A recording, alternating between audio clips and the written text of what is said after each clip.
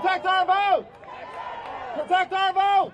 Voting rights advocates rallied outside the U.S. Supreme Court on Wednesday as the 9 justices heard arguments challenging a key provision of the Voting Rights Act, the landmark civil rights law that prevents racial discrimination in voting. This case is about the black and the brown.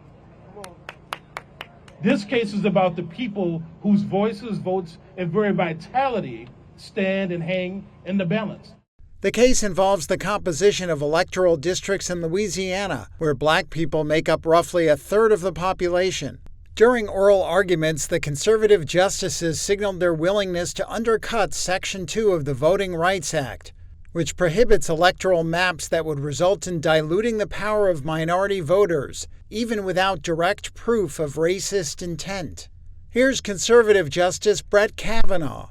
This court's cases in a variety of contexts have said that race-based remedies are permissible for a period of time, sometimes for a long period of time, decades in some cases, but that they should not be indefinite and should have an endpoint.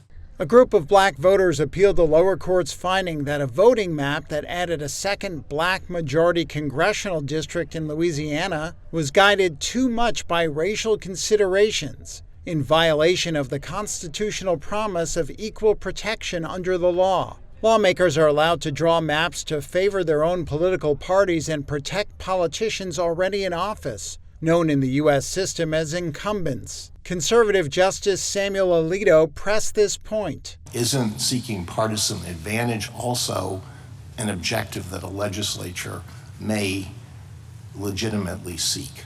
The attorney for the black voters, Janae Nelson, president of the NAACP Legal Defense Fund, said that is not true if the partisan line drawing comes at the cost of the equal protection principle. Liberal Justice Elena Kagan tried to focus the arguments on the real-world impact of a decision gutting Section 2. Kagan asked Nelson what would happen if Section 2 ceased to operate to prevent vote dilution in redistricting. I think the results would be pretty catastrophic. The court, which has a 6-3 conservative majority, is expected to make its ruling in June.